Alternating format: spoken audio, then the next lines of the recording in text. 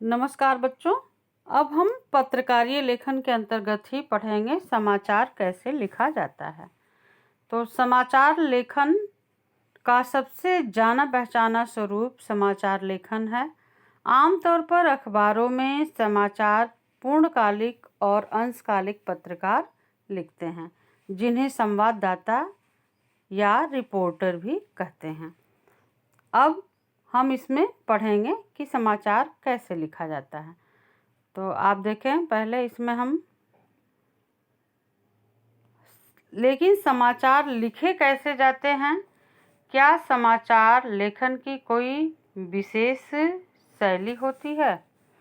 इस प्रश्न का उत्तर जानने के लिए ज़रूरी है कि अपनी पसंद के किसी भी अखबार में छपने वाली खबरों को ध्यान से पढ़िए।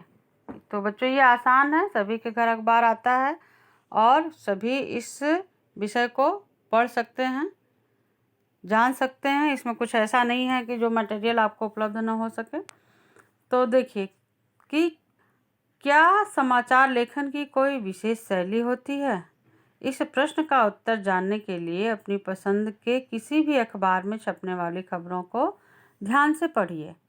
क्या आपको ऐसा लगता है कि उसमें छपी अधिकांश खबरें एक खास शैली में लिखी गई हैं? जी हाँ, आपने बिल्कुल ठीक पहचाना।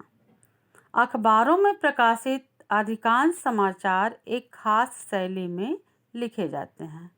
इन समाचारों में किसी भी घटना, समस्या या विचार के सबसे महत्वपूर्ण तथ्य, सूचना या जानकारी को सबसे पहले पैराग्राफ में लिखा जाता है।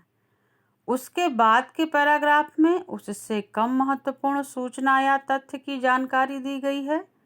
यह प्रक्रिया तब तक जारी रहती है जब तक समाचार खत्म नहीं हो जाता।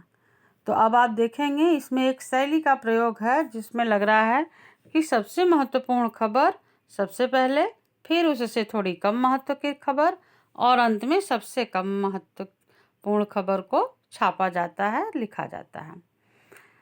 अब देखेंगे कि समाचार, पिछले अध्याय में हमने समाचार लेखन की शैली के बारे में पढ़ लिया है। जैसा कि आपको पता है कि इसे समाचार लेखन की उल्टा पिरामिड शैली, इन्वर्टेड पिरामिड स्टाइल के नाम से जाना जाता है।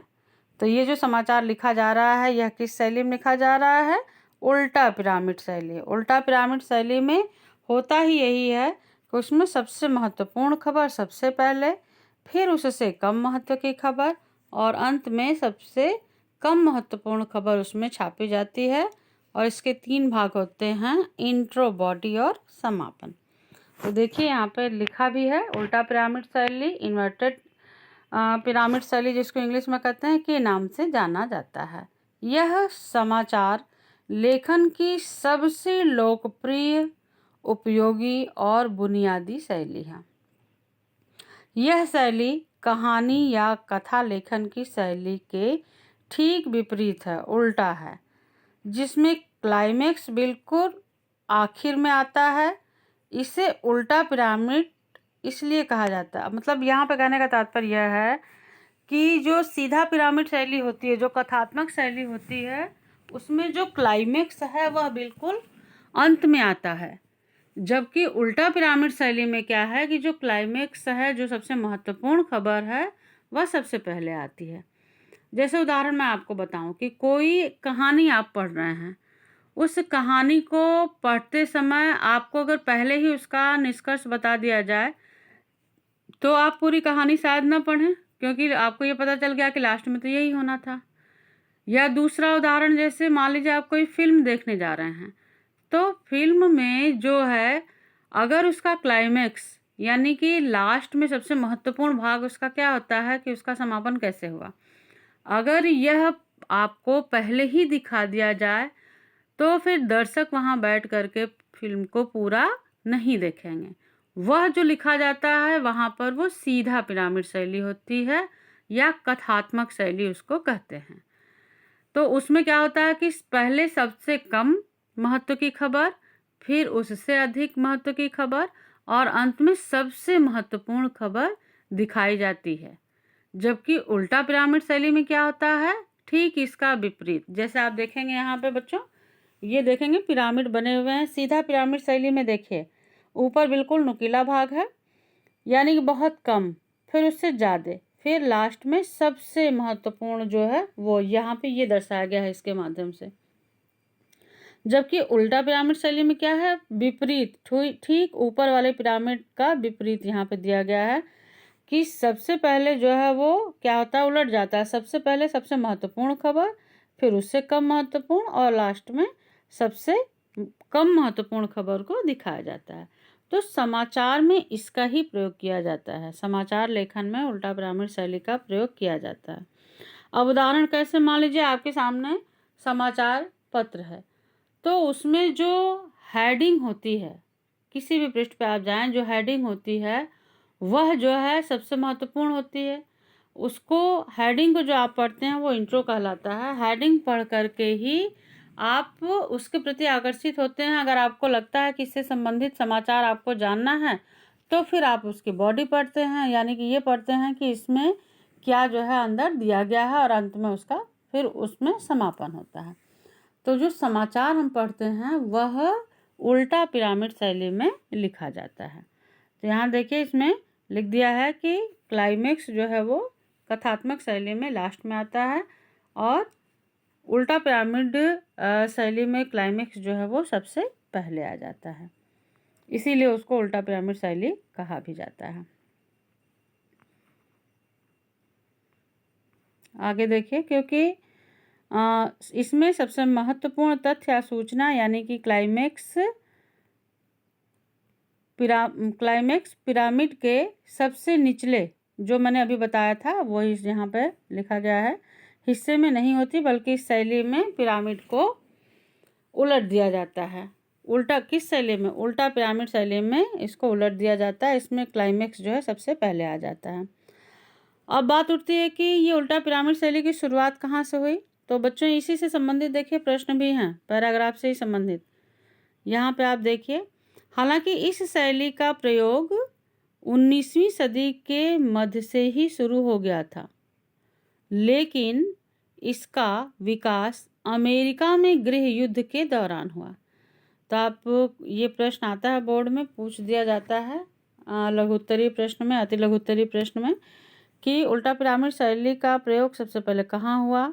तो यहाँ से इसका उत्तर है कि इसका प्रयोग सबसे पहले 19वीं सदी के मध्य से ही शुरू हो गया था, लेकिन इसका जो विकास हुआ वो अमेरिका में गृह युद्ध के दौरान हुआ। उस समय संवाददाताओं को अपनी खबरें टेलीग्राफ संदेशों के जरिए भेजनी पड़ती थी, तो जिससे सेवाएं महंगी, अनियमित और दुर्लभ होती थी।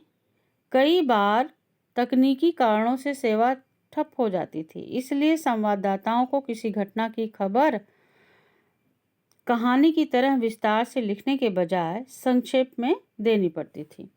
तो इसलिए उसमें क्या होता था, जब किसी चीज़ को हम संक्षेप में लिखेंगे तो सबसे महत्वपूर्ण चीज़ सबसे पहले लिखेंगे। इस तरह से उल्टा पिरामिड शैली का विकास हुआ, और धीरे धीरे लेखन और संपादन में इसका प्रयोग किया जाने लगा, और यह समाचार लेखन की एक मानक शैली बन गई। तो ये था आपका उल्टा पिरामिड शैली तक। अब हम पढ़ेंगे समाचार लेखन और उसके 6 ककार। तो बच्चों, आप देखेंगे ये आपके पुस्तक में ऐसे ही दिया हुआ है।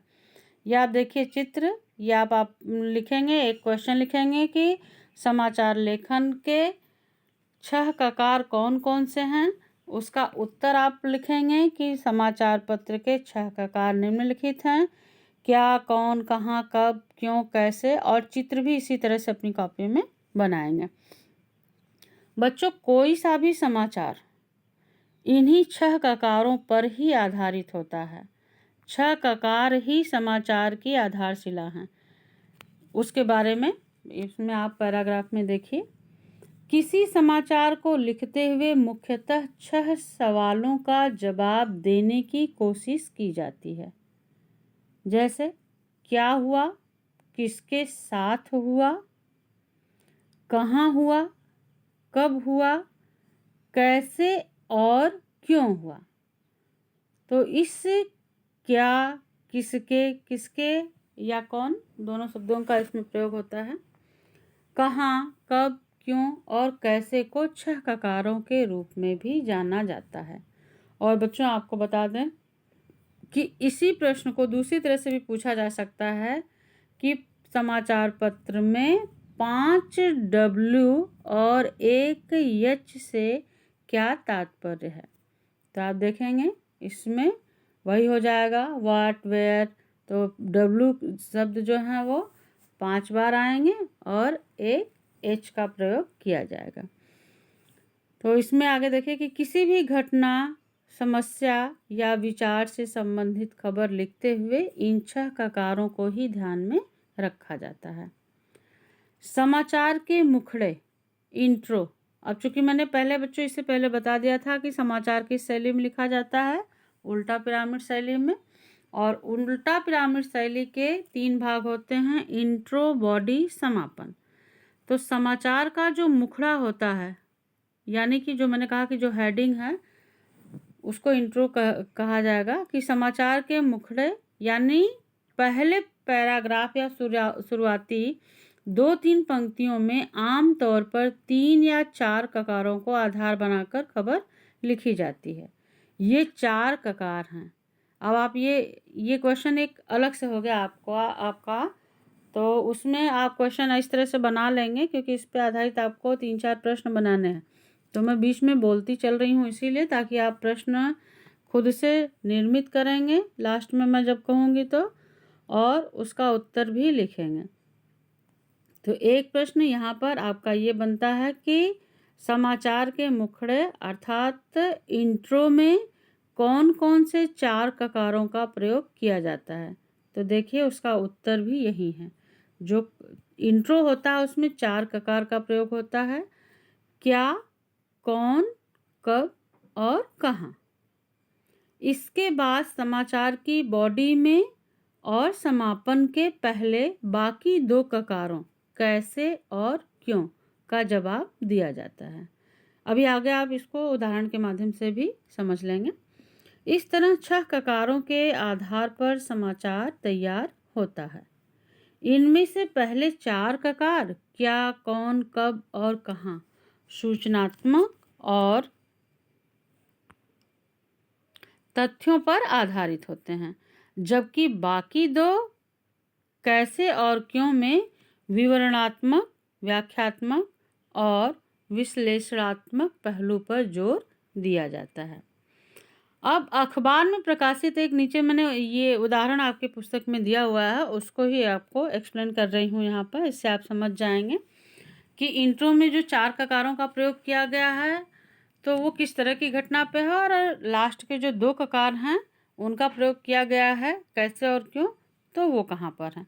देखिए अब अखबार में प्रकाशित एक समाचार पर गौर कीजिए। अब देखिए नीचे जो है वो समाचार दिया गया है। यहाँ आप देखेंगे समाचार का शीर्षक इधर आ गया, और समाचार पहले आपको बता दें, समाचार यह है कि मॉस्को में छत ढहने से 4 लोग मरे और 29 घायल। ये समाचार है। अब आप इसमें देखेंगे कि 4 जो ककार हैं उनका प्रयोग कहाँ हुआ और वो समाचार का इंट्रो कैसे हैं, तो इंट्रो के अंतर्गत क्या क्या चीज़ें आती हैं। तो आप देखिए यहाँ पर समाचार का जो इंट्रो हुआ, ये समाचार की हेडलाइन थी कि मॉस्को में छत ढहने से 4 लोग मरे और 29 घायल हुए। अब ये समाचार का जब इंट्रो बनेगा तो वो इस तरह से हो गया कि मॉस्को 23 फरवरी, चूँकि कब हुआ था, किस दिनांक में, 23 फरवरी, उत्तर पश्चिमी मॉस्को के बाओमास्की बाजार में गुरुवार की शाम छत ढहने से 4 लोगों की मौत हो गई। आपको बताया गया था कि इंट्रो में 2-3 लाइनों में हम मुख्य बात सबसे पहले लिखते हैं। और 29 घायल हो गए। 100 से अधिक लोगों के अब भी मलबे में फंसे होने की आशंका है। घायलों को अस्पताल में भर्ती करा दिया गया है। ये क्या था? ये मुख्य खबर थी, सबसे मुख्य खबर, जिसको समाचार का इंट्रो कहते हैं, जो उल्टा पिरामिड शैली का पहला भाग है, इंट्रो। अब इसमें क्या क्या चीज़ें आ गई, कौन कौन से ककार आ गए, तो देखिए यहाँ पर दिया हुआ है। क्या हुआ? 9 मरे 29 घायल। अब जैसे घटना है तो अब किस पे आधारित है? इन 6 बिंदुओं पर ही आधारित है। सबसे पहले कि क्या हुआ, तो आपने अभी पढ़ा था, आपने इधर इंट्रो में पढ़ा कि मास्को में छत ढहने से 4 लोगों की मौत और 29 घायल। तो क्या हुआ था? तो क्या हुआ? 4 मरे और 29 घायल हुए। कौन था उसमें? आम नागरिक थे। कब हुआ? गुरुवार की शाम। और कहाँ पर हुआ? उत्तर पश्चिम मास्को का बाओमास्की बाजार। तब देखेंगे कि चारों ककार जो है समाचार के इंट्रो में आ गए। अब आगे आता है समाचार की बॉडी। समाचार की बॉडी में कैसे और क्यों, कि यह, अब पूछेंगे ना कि भाई क्या हुआ था, कैसे हुआ था, क्यों हुआ, ऐसा हुआ, तो इसमें कैसे हुआ? छत ढहने से आतंकवादी घटना नहीं। होता है ना कभी कभी कि हम कयास लगाने लगते हैं कि इतने लोग मर गए, इतने घायल हो गए, हो सकता कोई आतंकवादी घटना थी, लेकिन यहाँ स्पष्ट कर दिया गया है क्या? छत ढहने से ऐसा हादसा हुआ है, जबकि वहाँ पे कोई आतंकवादी घटना नहीं हुई है। तो ये स्पष्ट हो गया कि कैसे हुआ था? छत ढहने से। क्यों हुआ था? कारण क्या था कि ऐसा हुआ, इतनी बड़ी घटना हुई? तो छत पर बर्फ जमने से। छत पर बर्फ जम गई थी, इसके कारण से छत जो है वो गिर गई और 4 लोगों की मृत्यु हो गई और उसमें 29 लोग घायल हो गए। तो अब इसकी बॉडी में यही आपको समाचार मिलेगा। देखिए समाचार की बॉडी। प्रत्यक्षदर्शियों के मुताबिक, प्रत्यक्षदर्शी मतलब जो लोग वहाँ पे थे आसपास जब ये घटना हुई थी, पहले तो बाओमास्की भूमिगत बाजार की गुंबदनुमा विशालकाय छत ढही और उसके बाद छत को संभालने वाले खंभे, जो पिलर थे, एक एक कर गिरने लगे। शहर में मेयर ने इस दुर्घटना के पीछे किसी आतंकवादी संगठन का हाथ होने की बात से साफ इनकार किया है। प्रारंभिक जांच से पता चला है कि पिछले दिनों हुए भारी हिमपात की वजह से इस 3 साल पुरानी इमारत की छत ढही है। तो बच्चों इसमें आपने देख लिया कि कैसे हुआ और क्यों हुआ, तो ये इसका उत्तर आपको इसमें मिल गया बॉडी में। अब आगे ये पता कैसे चला, इसका कोई ना कोई इसको बताने वाला रहा होगा। तो अब आप देखेंगे लास्ट में इसका समापन। आपात मामलों के मंत्री सर्गेई सोगो ने बताया कि मलबे के नीचे अभी कई लोग जिंदा हैं, वे रो रहे हैं, चिल्ला रहे हैं और किसी भी तरह अपने जीवित होने के संकेत बाहर भेजने की कोशिश कर रहे हैं। तो आप देखेंगे हादसा हो गया है, लेकिन उसके नीचे दबे हुए लोग किसी न किसी माध्यम से रो करके, चिल्ला करके बता रहे हैं कि इसके नीचे हम दबे हैं और हम उनको बचाने की कोशिश की जाए। मोबाइल ऑपरेटरों ने भी मलबे से 100 से अधिक मोबाइल संदेश मिलने की पुष्टि की। अगर मोबाइल लेकर के वो नीचे दबे हुए हैं तो मोबाइल के माध्यम से भी उन्होंने उनको मैसेज दिया कि भाई हम यहाँ नीचे दबे हुए हैं, मतलब हम जीवित हैं, संचार हो रहा है। तो इसका मतलब जो व्यक्ति नीचे दबे हैं वह अभी जीवित है, क्योंकि संचार जो है वो जीवन की निशानी है, वो आपने पहले पढ़ लिया है। कहना माना जा रहा है कि छत गिरने का मुख्य कारण इस पूरी इमारत का डिजाइन भी है। इसकी गुंबदनुमा छत पर भारी बर्फ जम गई थी। संभवतः गुंबद बर्फ का वजन बर्दाश्त नहीं कर पाया, इसलिए गिर गया। तो अब आप देखेंगे बच्चों कि जब हम इस तरह की घटना लिखते हैं, प्रसारित करते हैं, तो उसमें उद्धरण और स्रोत, इसका रिसोर्स कहाँ था, कैसे ये पता चला, उसका भी हमें जिक्र करना पड़ता है। तो उद्धरण जो है या स्रोत जो है वो क्या है, किसके माध्यम से पता चला? आपात मामलों के मंत्री हैं और मास्को के मेयर और प्रत्यक्षदर्शी, इतने सारे लोगों से इस घटना के बारे में पता चले। तो इन स्रोतों से जो है ये जानकारी एकत्रित की गई। तो आप देखेंगे इसमें इंट्रो, बॉडी और समापन। तो 4 ककारों का प्रयोग इंट्रो में और 2 ककारों का प्रयोग बॉडी और समापन में किया गया, जिसमें हम विश्लेषण किए कि ये कहाँ से हुआ, कैसे हुआ। उपरोक्त समाचार के पहले पैराग्राफ यानी मुखड़े, इंट्रो जिसे कहते हैं, में 4 ककारों क्या, कौन, कब और कहाँ के बाबत जानकारी दी गई है, जबकि उसके बाद के 3 पैराग्राफ में 2 अन्य ककारों कैसे और क्यों के जरिए दुर्घटना के कारणों पर रोशनी डाली गई है।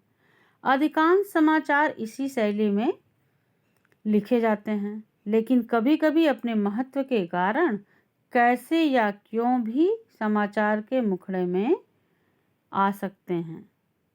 एक और बात याद रखने की है कि समाचार में सूचना के स्रोत यानी जिससे यह जानकारी मिली है उसको भी अवश्य उद्धृत करना चाहिए। ये मैंने बच्चों ऊपर बता दिया था पहले ही। जैसे उपरोक्त समाचार में प्रत्यक्षदर्शियों और आपात मामलों के मंत्री को उद्धृत किया गया है। तो बच्चों ये था आपका कि समाचार के जो 6 ककार हैं उनकी क्या भूमिका होती है समाचार लेखन में। तो आपको बता दें ये 6 स्तंभ ही हैं जिसके आधार पर समाचार लिखा जाता है। अब आपको मैंने इससे संबंधित प्रश्न लिख करके दे दिए हैं। तो बच्चों इसको आप ऐसे ही, ये नोट्स हैं, इसको अपनी कॉपी में ज़रूर उतार लेंगे। इस पाठ में समाचार कैसे लिखा जाता है से संबंधित ये प्रश्न हैं। पहला क्वेश्चन मैंने दे दिया है, समाचार किसे कहा जाता है? किसी घटना या समस्या की रिपोर्ट जिससे अधिक से अधिक लोगों की रुचि हो और जिससे अधिकाधिक लोग प्रभावित होते हों उसे समाचार कहते हैं। दूसरा है समाचार लेखन की सबसे लोकप्रिय शैली कौन सी है? तो आपको पता ही चल गया अब तक कि समाचार लेखन की सबसे लोकप्रिय शैली उल्टा पिरामिड शैली है, जिसे इन्वर्टेड पिरामिड स्टाइल भी कहते हैं। समाचार लेखन शैली को उल्टा पिरामिड शैली क्यों कहा जाता है, अथवा समाचार प्रस्तुति की प्रमुख शैली को पिरामिड शैली क्यों कहा जाता है? प्रश्न दोनों तरह से पूछे जाते हैं बोर्ड में। तो समाचार लेखन शैली को उल्टा पिरामिड शैली इसलिए कहा जाता है क्योंकि इसमें सबसे महत्वपूर्ण खबर, पहले ही मैंने बता दिया है आपको वैसे तो मौखिक, और इसमें उत्तर लिख भी दिया है क्योंकि इसमें मनगढ़ंत प्रश्न के उत्तर नहीं लिखे जाते हैं, बिल्कुल सटीक उत्तर इसका लिखा जाता है। तो इसमें हमने लिख दिया है कि समाचार लेखन शैली को उल्टा पिरामिड शैली इसलिए कहा जाता है क्योंकि इसमें सबसे महत्वपूर्ण तथ्य या सूचना या क्लाइमेक्स सबसे निचले भाग में ना होकर सबसे ऊपर होता है, अर्थात पिरामिड को जो है वो उलट दिया जाता है। जैसे यहाँ पे मैंने चित्र बना दिया, देखेंगे कि उल्टा पिरामिड में समाचार का ढांचा है। ऊपर देखेंगे कि यह जो पिरामिड बना हुआ है, पिरामिड चूँकि यह सीधे नहीं है उल्टे है, इसका जो भाग है वो सबसे जो चौड़ा भाग है वो ऊपर है, यानी कि सबसे महत्वपूर्ण खबर ऊपर, फिर कम, फिर उससे कम। समाचार कैसे लिखा जाता है? पत्रकारीय लेखन का सबसे जाना पहचाना रूप समाचार लेखन है। तो ये मैंने आपको इसमें इसके भी उत्तर लिख दिए हैं और ये आप लिख देंगे। उल्टा पिरामिड शैली किसे कहते हैं, इसका भी उत्तर लिखा हुआ है और समझा भी दिया है, इसको बच्चों आप लोग लिख लेंगे। समाचार लेखन के 6 ककार कौन कौन से हैं? तो समाचार लेखन के 6 ककार क्या, कौन, कहाँ, कब, क्यों, कैसे। अब इसमें 2 अलग से क्वेश्चन मैंने दे दिए हैं। पत्रकारीय लेखन एवं साहित्यिक सृजनात्मक लेखन में क्या अंतर है? समाचार लेखन में 5 W एवं 1 यच से क्या तात्पर्य है? और इसके अलावा आपको पाठ को पढ़ाते समय मैंने प्रश्न दे दिया था, जैसे क्वेश्चन दिया था एक कि इंट्रो के अंतर्गत कौन कौन से ककार आते हैं और बॉडी में कौन कौन से ककार का प्रयोग किया जाता है। तो इंट्रो में 4 आते हैं, वो आपको मैंने ऊपर बता दिया है, और बॉडी में 2 आते हैं। तो वहाँ से आप पाठ को पढ़ेंगे और इस प्रश्नों के उत्तर लिखते हुए जो पूछे गए हैं प्रश्न उनके भी उत्तर आप लिखेंगे। धन्यवाद।